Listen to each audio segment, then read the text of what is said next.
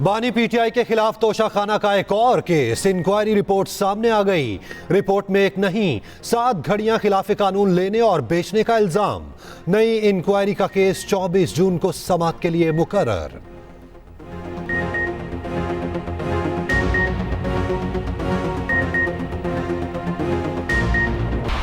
एक बात का बहुत है, हमारी गवर्नमेंट बनी मुस्लिम लीग नून की, क्या वजह थी हमारी हुकूमत का, क्यों तख्ता उलट दिया गया, ये मैं पूछना चाहता हूँ।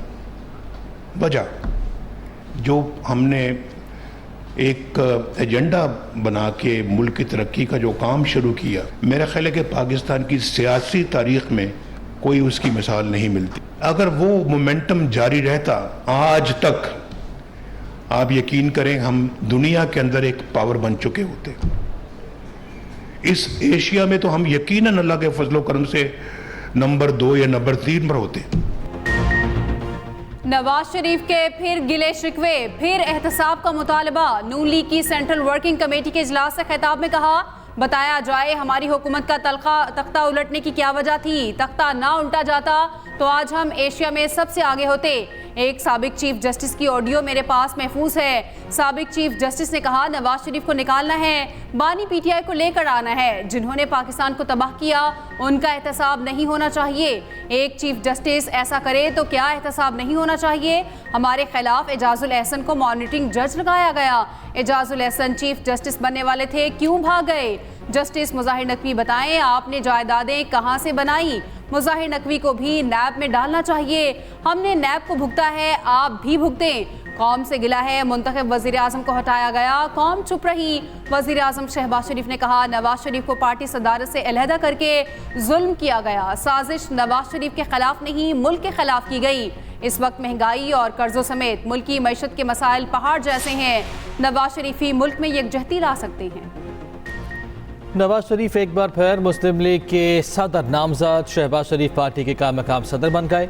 मॉडल टाउन में नून लीग की सेंट्रल वर्किंग कमेटी का इजलास। शहबाज शरीफ को नए सदर के इंतखाब तक काम मकाम सदर बनाने की करारदाद मंजूर। राना सनाउल्लाह पार्टी के चीफ इलेक्शन कमिश्नर होंगे। पार्टी इलेक्शन कमीशन के इजलास में सदर के इलेक्शन का शेड्यूल जारी। 27 मई को कागजात नामजदगी हासिल किए जा सकेंगे। 28 मई को दिन 10 से 12 बजे तक कागजात जमा कराए जा सकेंगे। 28 मई को 1 से 2 बजे कागजात की जांच पड़ताल होगी। 28 मई को 4 बजे मरकजी जनरल काउंसिल सदर का इंतखाब करेगी। किर्गिस्तान में मुकामी बलवाइयों का पाकिस्तानियों समेत गैर मुल्की तलबा के हॉस्टल्स पर हमला, तोड़फोड़ और तशद्दुद से मुतादिद तलबा जख्मी। 4 अस्पताल से डिस्चार्ज। दारुल हुकूमत बिश्केक में मुकामी और गैर मुल्की तलबा में तसादुम हुआ। बलवाइयों ने दरवाजे और खिड़कियों के शीशे तोड़ दिए। पाकिस्तानी सफ़ीर हसन जैकब ने वीडियो पैगाम में कहा, हमलों में 14 गैर मुल्की तलबा जख्मी हुए। एक पाकिस्तानी तालिब इल्म शाह से बिश्केक अस्पताल में ज़ेरे इलाज है। स्टूडेंट से घरों में रहने की अपील, राब्ते के लिए इमरजेंसी नंबर जारी। किर्गिज़ हुकाम के मुताबिक बिश्केक शहर की सूरत हाल मुस्तहकम है। हालात महकमे दाखिला के मुकम्मल कंट्रोल में हैं। दारुल हुकूमत की तमाम सड़कों पर गाड़ियों की आमदरफ्त बहाल कर दी गई। उधर किर्गिज़ सफारतखाने के चार्ज डी अफेयर्स की डिमार्च के लिए दफ्तर खारजा तरबी। दफ्तर खारजा ने तशद्दुद की रिपोर्ट्स पर पाकिस्तान की गहरी तशवीश से आगाह किया। वज़ीर खारजा इसहाक डार की हिदायत पर क्राइसिस मैनेजमेंट यूनिट बना दिया गया।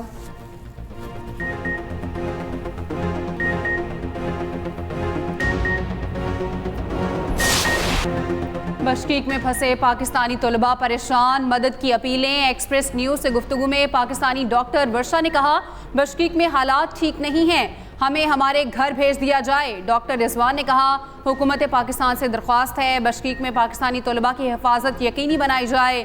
तालिबा तहरीम नासिर ने कहा, हम घरों में बैठे हैं, मकामी अफराद को जहां पाकिस्तानी तलबा नजर आए हमला कर देते हैं। पाकिस्तान में वालिदैन भी परेशान, बच्चों को वापस लाने के लिए हुकूमत से फौरी इक़दाम करने की अपील। किर्गिस्तान में सूरत हाल की खुद निगरानी कर रहा हूँ। सूरत हाल में तलबा को बिल्कुल अकेला नहीं छोड़ेंगे।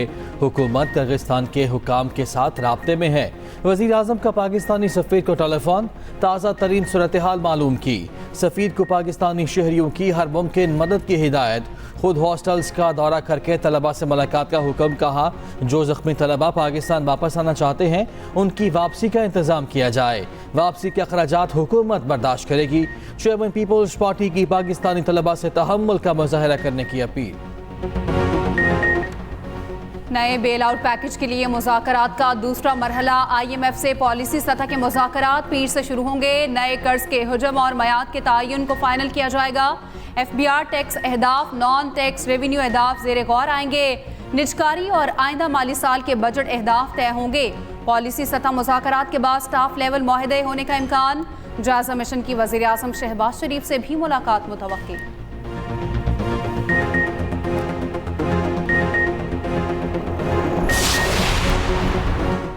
जहांगीर तरीन की फिर एंट्री इक़्तिसादी काउंसिल में शामिल। वज़ीर आज़म ने इकनॉमिक एडवाइजरी काउंसिल की तश्कील कर दी। जहांगीर तरीन, साकिब शिराजी, शहजाद सलीम शामिल। मुसद्दिक ज़ुल्क़रनैन, डॉक्टर एजाज नबी, आसिफ पीर भी हिस्सा। ज़ियाद बशीर, सलमान अहमद एडवाइजरी काउंसिल में शामिल। शहबाज शरीफ काउंसिल की सरबराही करेंगे।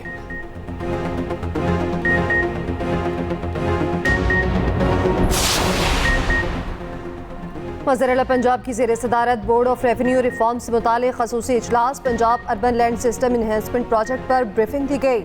मरीम नवाज शरीफ की डिजिटलाइजेशन के लिए ज़रूरी इक़दाम की हिदायत। मुतल्लिका महकमों के इश्तराकी कार को यकीनी बनाने का हुक्म। पंजाब के तमाम मुअस्ससात को मलकियत की बुनियाद पर डिजिटलाइज्ड किया जाएगा।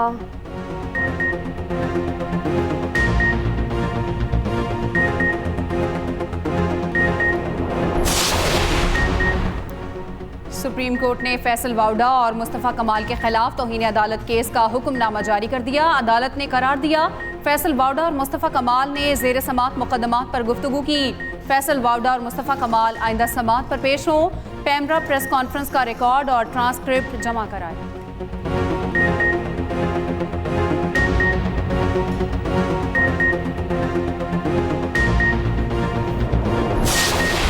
वैसे ही 30 बार खां है, हवाई फायरिंग कर रहा है और उसने करना गुना कुछ नहीं है, बिल्कुल ताबेदारी करेगा और ये सिर्फ हवाई फायरिंग है, कोई ऐसी। तो उनका झगड़ा इस्टेब्लिशमेंट से ये है कि इस्टेब्लिशमेंट मुदाखलत करे सियासत में और मुल्क के निज़ाम में और अपोजिशन को ख़त्म करे इनके साथ मिलकर।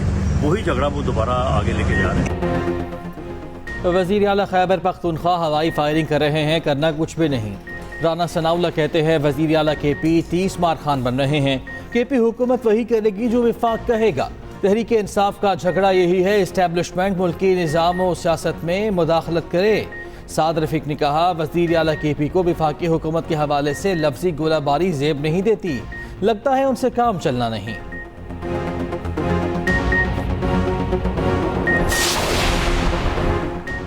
फैसल करीम कुंडी सर्टिफाइड मुस्तरदशुदा और नाअहल हैं। मुशीर इत्तलात खैबर पख्तूनख्वा बरस पड़े। बैरिस्टर सैफ ने कहा कि इंतखाबात में अवाम ने उनको बुरी तरह मुस्तरद किया। किर्गिस्तान में सूरत हाल इंतहाई मखदूश है, हुकूमत तलबा की वापसी के लिए संजीदा इक़दाम करे।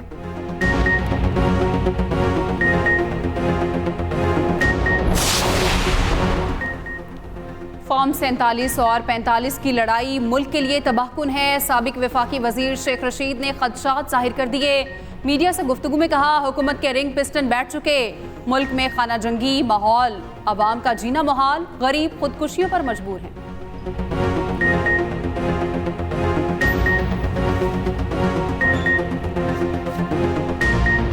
मुल्क भर में सूरज ने आग बरसा दी। सिंध में गर्मी ने शहरियों के पसीने छुड़वा दिए। कराची में पारा 40 डिग्री तक चला गया। हैदराबाद के बाजारों में सन्नाटा छा गया। दर्जे हरारत 45 सेंटीग्रेड रिकॉर्ड। सड़कों पर आमदोरफ्त न होने के बराबर। कल से दही सिंध में हल्की बारिश का इम्कान। महकमा मौसमियात ने आज से पंजाब में भी बारिश की पेशगोई कर दी। लाहौर में काली घटाएं सूरज का घेराव करेंगी। बलूचिस्तान और KP में आइंदा 24 घंटों में बारिश की तवक्को।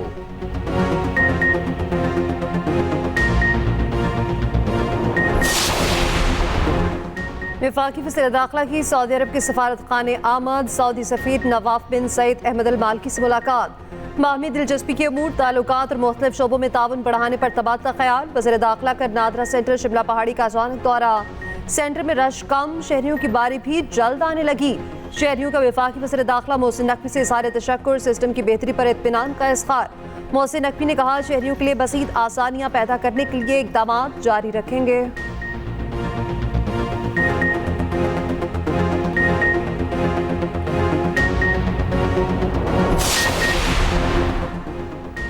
जस्टिस मुनीब अख्तर ने कायम मकाम चीफ जस्टिस ऑफ पाकिस्तान का हलफ उठा लिया। सुप्रीम कोर्ट में जस्टिस याहिया अफरीदी ने जस्टिस मुनीब अख्तर से हलफ लिया।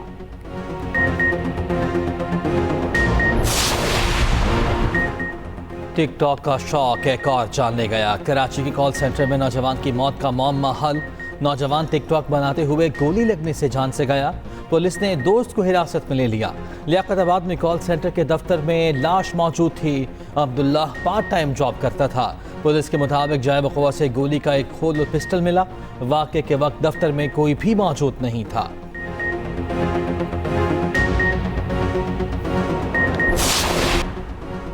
महकमा फिशरीज एंड कोस्टल डेवलपमेंट ने मछली के शिकार पर पाबंदी आयद कर दी। बलोचिस्तान भर के पानियों में हर किस्म की मछली के शिकार पर पाबंदी होगी। इतलाक 1 जून से 31 जुलाई तक होगा। पाबंदी मछलियों की अफजाइश नस्ल का सीजन शुरू होने पर लगाई गई।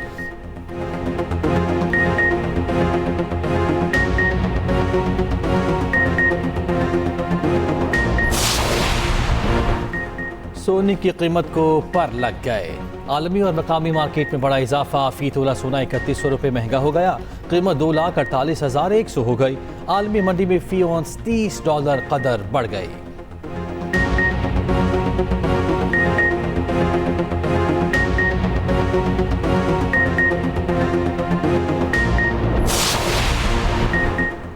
कराची बार एसोसिएशन के वफ्द की सिंध के सीनियर वजीर शर्जील इनाम मेमन से मुलाकात। वकला बरादरी को दरपेश मुख्तलिफ मसाइल पर तबादला ख्याल।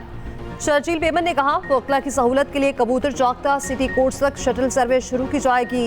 जमहूरियत और कानून की हुक्मरानी में कराची बार एसोसिएशन की खिदमात अनमोल, उन्हें फरामोश नहीं किया जा सकता।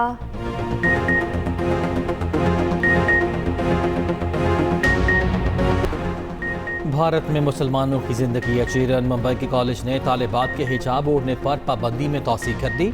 कॉलेज में गुज़िश्ता बरस सेकेंडरी सेक्शन में पाबंदी आयद की गई थी। अब ग्रेजुएट सेक्शन में भी बुर्का पहनकर नहीं आया जा सकेगा। कॉलेज की मुस्लिम तालिबात तशवीश का शिकार।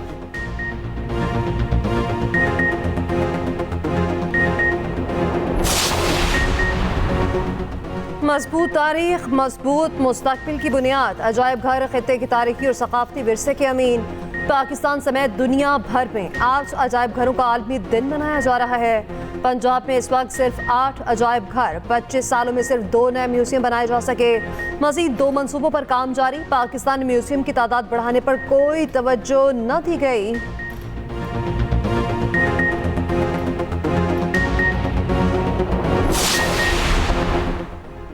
T20 वर्ल्ड कप के लिए कौमी क्रिकेटर ने तैयारी पकड़ ली। कप्तान बाबर आजम और विकेट कीपर मोहम्मद रिजवान ने नए बल्ले बनवा लिए। बैट्स के लिए दोनों खिलाड़ी फैक्ट्री में मसरूफ रहे। कहा बल्ले खुद बनवाए हों तो फिर खेलने का अलग जुनून होता है।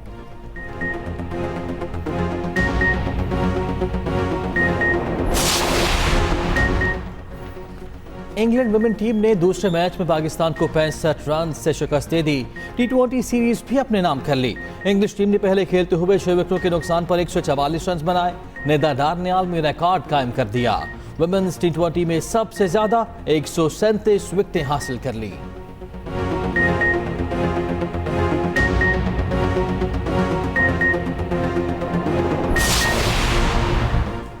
शाहजेब खान ने तारीख रकम कर दी। एशियन ताइक्वांडो चैंपियनशिप में सिल्वर मेडल जीत लिया। पाकिस्तान के किसी खिलाड़ी ने पहली बार सिल्वर मेडल हासिल किया।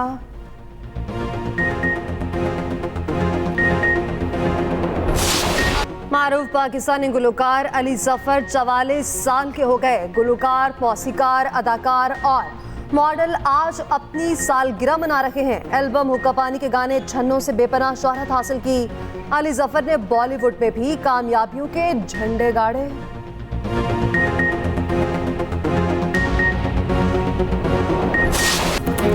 और कांस फिल्म फेस्टिवल की रानाइयां अरूज पर। मारूफ भारतीय अदाकारा ऐश्वर्या राय ने दूसरे रोज भी जलवे बिखेरे।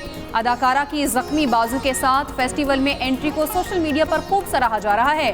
फ्रांस में फिल्मी दुनिया का सबसे बड़ा इवेंट 25 मई तक जारी रहेगा।